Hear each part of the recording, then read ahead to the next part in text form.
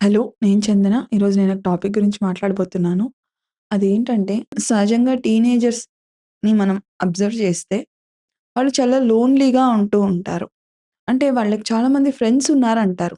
ఎందుకు ఇట్లా ఒంటరిగా ఉన్నారు?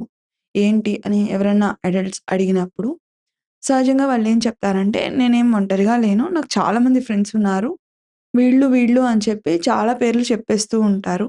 అండ్ మేమందరం ఫ్రెండ్స్ అని మెన్షన్ చేస్తూ ఉంటారనమాట. బట్ రియాలిటీలో గనక చూస్తే వాళ్ళెవ్వరితోనూ వీళ్ళు ఇంటరాక్ట్ అవ్వరు. సైలెంట్‌గా ఉంటూ ఉంటారు. అడిగినప్పుడు వాళ్ళందరూ నా ఫ్రెండ్సే అంటారు. మరి ఫ్రెండ్సే కదా! మీరందరూ కలిసి ఆడుకోవచ్చు కదా! అన్న డౌటొస్తూ ఉంటుంది పేరెంట్స్‌కి. కానీ రియాలిటీలో ఏమవుతుందంటే వాళ్ళెవ్వరూ ఆడుకుంటూ ఉండరనమాట. వాళ్ళు లోన్‌లీగా ఫీల్ అవుతారు. ఈవెన్ ఒకవేళ పేరెంట్స్ ఫోర్స్ చేసి వెళ్లి ఆడుకోమని పంపించి అప్పుడు అక్కడి దాకా వెళ్తారు వాళ్ళతో ఆడుకోవడానికి. వెళ్ళినా కూడా వాళ్ళతో ఎక్కువ ఇంటరాక్ట్ అవ్వరు. వీళ్ళు ఐసోలేటెడ్‌గా ఉంటూ ఉంటారు. ఇలాంటి సిట్యుయేషన్స్‌లో ఏమవుతుందంటే పేరెంట్స్‌కి అర్థం కాదనమాట. ఎందుకు వీళ్ళు ప్రాపర్‌గా వాళ్ళ ఏజ్ వాళ్ళతో కూడా మింగిల్ అవ్వట్లేదు? ఎందుకు ఫ్రెండ్స్ అన్న వాళ్ళ దగ్గర కూడా ఐసోలేటెడ్‌గా ఉంటున్నారు? ఎందుకిలా జరుగుతుంది అని కన్‌ఫ్యూజ్ అవుతూ ఉంటారు. అయితే ఇక్కడ అర్థం చేసుకోవాల్సిందేంటంటే ఫస్ట్ మనం టీనేజర్స్ ఆహ్, ప్రాబ్లమ్స్ గురించి మనం మాట్లాడుకోవాలి. ఎందుకంటే సహజంగా టీనేజ్‌లో ఎలా ఉంటుంది? నేను అడల్ట్ అయిపోయాను అన్న ఫీలింగ్‌లో పిల్లలు ఉంటూ ఉంటారనమాట. అంటే నేనింక చిన్నవాడినేం కాదు, లేదా చిన్న పిల్లని కాదు. నేను పెద్దయిపోయాను. నాకన్నీ తెలుసు అని ఫీల్ అవుతూ ఉంటారు. సో, ఇలా ఉన్నప్పుడేంటంటే సహజంగా వాళ్ళకేదన్నా అవసరం వచ్చినప్పుడు, వాళ్ళకేదైనా ఇబ్బందొచ్చినప్పుడు, ఎవరినైనా హెల్ప్ అడగాలి అంటే వాళ్ళకి కష్టంగా ఉంటుంది. నేను అడగడం ఏంటి? నేను ఓపెన్ అయ్యి ఒకళ్ళ దగ్గర మాట్లాడటం ఏంటి? అన్న ఫీలింగ్‌లో ఉంటారనమాట.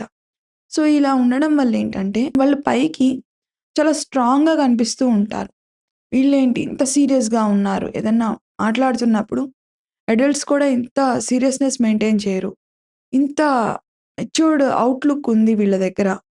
ఇలా బిహేవ్ చేస్తున్నారు. అసలెంత బావుంది అనిపిస్తూ ఉంటుంది.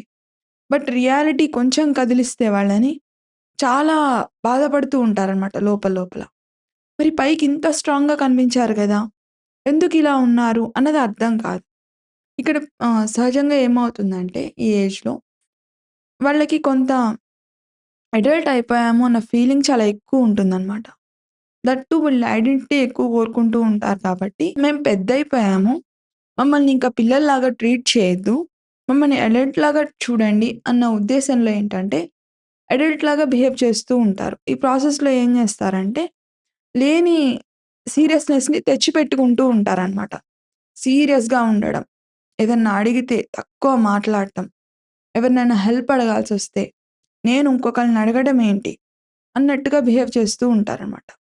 ఎందుకంటే వాళ్ళ అబ్జర్వేషన్‌లో అడల్ట్స్ ఎవరు కూడా వాళ్ళకేదైనా సమస్యొస్తే వాళ్ళు సార్ట్ ఔట్ చేసుకుంటున్నారు. కాకపోతే ఇక్కడ అర్థం చేసుకోవాల్సిందేంటంటే, పిల్లలు ఇంకా ఎదగలేదు. ఇంకా వాళ్ళకి అవసరమైన స్కిల్స్ పూర్తిగా రాలేదు. అంటే ఏమీ రాకుండానూ లేరు. అలా అని కంప్లీట్‌గా వాళ్ళకేదైనా ఒక సమస్యొస్తే, దాన్ని వాళ్ళొక్కళ్ళే హ్యాండిల్ చేసుకునే పొజిషన్‌లో కూడా వాళ్ళు ఉండరనమాట. ఇది అంగీకరించడం టీనేజర్స్‌కి చాలా కష్టంగా ఉంటుంది. నేను పెద్దయిపోయాను కదా! నేనిలా ఉండాలని చూస్తుంటే, పేరెంట్స్ నేను హెల్ప్ చేస్తాను అని నా దగ్గరకొస్తారేంటి? అంటే ఇప్పుడు నేను హెల్ప్ తీసుకోవాల్సిన వాడినా? అని ఫీల్ అవుతూ ఉంటారనమాట. ఇదే విషయం ఫ్రెండ్స్ దగ్గర గూడా చేస్తూ ఉంటారు. ఇలా చేసినప్పుడేంటంటే, సహజంగా ఫ్రెండ్స్ గ్రూప్‌లో ఎలా ఉంటుంది?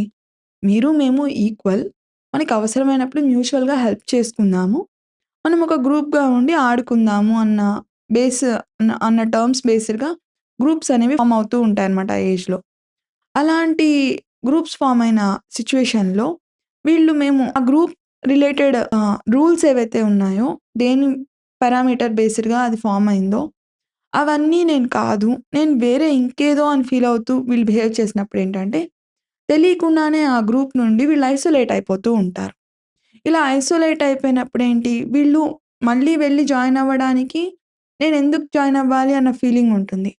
అలా అని కంప్లీట్‌గా అది వదిలేసి వాళ్ళతో ఎవరితో మాట్లాడకుండా వీళ్ళు పని జేసుకోగలరా అంటే, అది ఉండదు. మళ్ళీ కావాలనుకుంటారు. వాళ్ళందరూ నాతో ఫ్రెండ్లీగా ఉండాలి.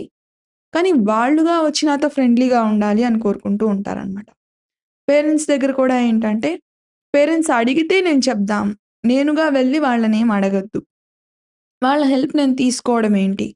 అన్నట్టుగా ఉంటుందనమాట. ఇలా ఉండడం వల్లేంటంటే, వాళ్ళు లోపల లోపల చాలా స్ట్రగుల్ అవుతూ ఉంటారు. పైకి బింకంగా, స్ట్రాంగ్‌గా బయటికుంటారనమాట. పేరెంట్స్‌కి అర్థం కాదు ఇలాంటి సిట్యుయేషన్‌లో. ఏంటి సమస్య? ఏదైనా సమస్య ఉంటే మేము చెప్తాం కదా! పైకంతా బానే ఉందంటున్నారు. కానీ ఏదో ఇబ్బందయితే పడుతున్నారు. ఆ ఇబ్బందేంటో మాకు చెప్పట్లేదు.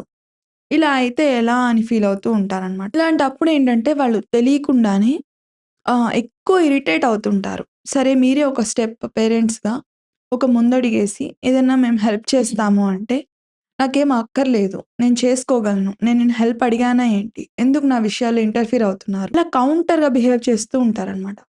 పేరెంట్స్‌కి అసలు అర్థం గాకుండా ఉంటుంది. ఎందుకింత ఇరిటేట్ అవుతున్నారు? ఎందుకు కోపమొస్తుంది? మేము హెల్ప్ చేద్దామనే కదా! ఒక అడుగు ముందుకేసి అడిగాము. అయినా ఎందుకిలా ఉన్నారు అనేది అర్థం కాదనమాట. సో, ఇక్కడ చేయాల్సిందేంటంటే, పిల్లలకి ఫస్ట్ మీరు హెల్ప్ చేసే ముందు మీకు మంచి ఉద్దేశ్యం ఉండొచ్చు. అడల్ట్స్ ఎవరైతే ఉన్నారో, మా పిల్లలు హ్యాపీగా ఉండాలి. వాళ్ళకి నేను సపోర్ట్ చేయాలి అన్న ఉద్దేశ్యమే ఉంటుంది. కాకపోతే ఇక్కడ అర్థం చేసుకోవాల్సిందేంటంటే, వాళ్ళు హెల్ప్ తీసుకోవడానికి సిద్ధంగా ఉన్నారు అన్నప్పుడే మనం హెల్ప్ ఇవ్వాలి తప్ప, మేమిచ్చేస్తాము అంటే వాళ్ళు వెంటనే కౌంటర్ అవుతారనమాట. Especially teenagers. ఈ విషయంలో చాలా ఇదిగా ఉంటారు. నేను అడగకూడదు అని ఒక స్టిక్ ఆన్ అయిపోయి ఉంటారనమాట. కాబట్టి ఫస్ట్ ఏం చేయాలంటే, వాళ్ళతో బాండింగ్ పెంచుకుంటూ ఉండాలి. సహజంగా టీనేజ్‌లో మనం అన్ని వీడియోస్‌లో చెప్పుకుంటూ వచ్చాము. టీనేజ్‌కొచ్చాక కొంత డిస్టెన్స్ అనేది పేరెంట్స్‌కి, పిల్లలకి మధ్య పెరుగుతూ ఉంటుంది. అలా పెరిగినప్పుడు ముందు దాన్ని ఫస్ట్ గ్యాప్ అనేది ఫిల్ చేయాలి. గ్యాప్ ఫిల్ చేయకుండా మీరు హెల్ప్ చేయాలని ట్రై చేసినా వాళ్ళు రిజెక్ట్ చేస్తూ ఉంటారు కాబట్టి, వాళ్ళ లోన్‌లీనెస్‌ని పోగొట్టడానికి ఫస్ట్ పేరెంట్స్ ఎవరైతే ఉన్నారో వాళ్ళు ఫస్ట్ చేయాల్సిందేంటంటే, వాళ్ళతో మళ్ళీ ర్యాపో అనేది బిల్డ్ చేసుకోవాలనమాట. ర్యాపో బిల్డ్ చేసుకున్నప్పుడేంటంటే, వాళ్ళకి కొంత కాన్ఫిడెన్స్ కలుగుతుంది. ఓకే. పేరెంట్స్ దగ్గర నేను మాట్లాడొచ్చు. పేరెంట్స్ నాతో మాట్లాడుతున్నారు. అండ్ మీరు ఏదన్నా ఒక అడ్వైస్ ఇచ్చే ముందు, మీరు జెన్యూన్‌గా వాళ్ళకి ఆ అడ్వైస్ విని ఇచ్చారు అన్న ఫీలింగ్ పిల్లలకి కలిగేలా చూసుకోవాలి. అంటే సహజంగా ఏమవుతుందంటే, వాళ్ళు మిస్‌కమ్యూనికేషన్ ఎక్కువ జరుగుతూ ఉంటుందనమాట పేరెంట్స్‌కి, పిల్లలకి మధ్య. ఈ మిస్‌కమ్యూనికేషన్ జరిగినప్పుడేంటంటే, వాళ్ళకి నా పేరెంట్స్ నన్ను వినకుండానే నాకేదో చెప్పేశారు. నన్ను వినకుండానే నాకు సలహాలిచ్చేస్తున్నారు అన్న ఫీలింగ్‌లోకి వెళ్ళిపోతారు. కాబట్టి ఎట్టి పరిస్థితుల్లో ఏం చేయాలంటే, మేము కంప్లీట్‌గా జెన్యూన్‌గా మీరు చెప్పేది మేము విన్నాము. వినే మేము మాట్లాడుతున్నాము అనేది వాళ్ళు కన్వే అయ్యేలా చూసుకోవాలి. అండ్ ఎట్టి పరిస్థితుల్లో కూడా క్వాలిటీ టైమ్ అనేది పిల్లలకి కేటాయిస్తూ ఉండాలనమాట.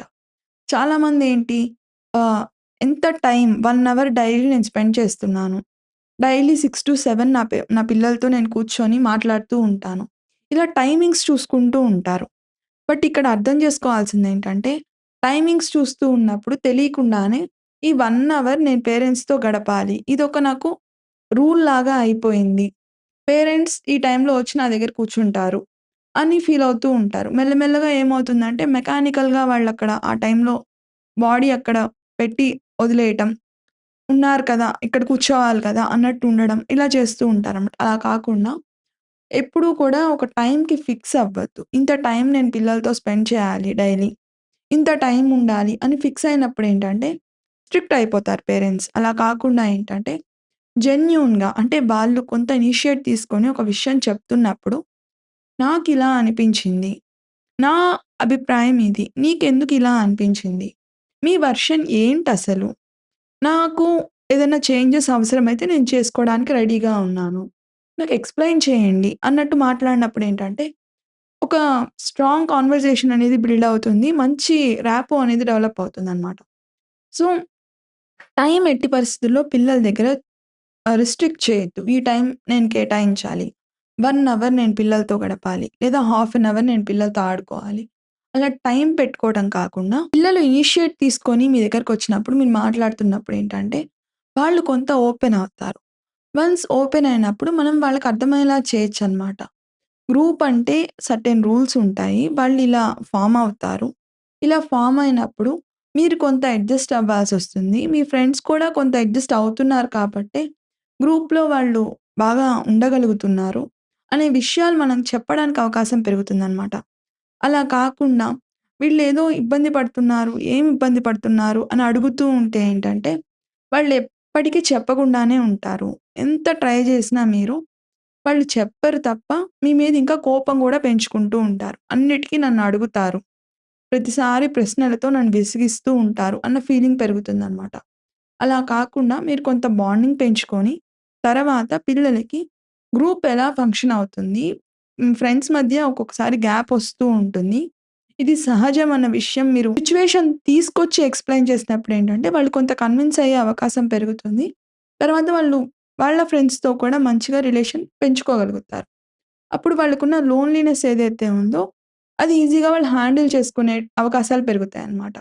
ఒక్కొక్కసారి ఏంటంటే, ఎంత ట్రై చేస్తున్నా పేరెంట్స్‌కి, పిల్లలకి మధ్య గ్యాప్ బాగా పెరిగిపోయి ఉంటుంది. అలాంటి సిట్యుయేషన్‌లో ఏదన్నా సమస్య ఉంది అనుకున్నప్పుడు, ప్రాపర్ గైడెన్స్ తీసుకుంటే మీ పిల్లలకి హెల్ప్ అవుతుంది. Thank you for watching.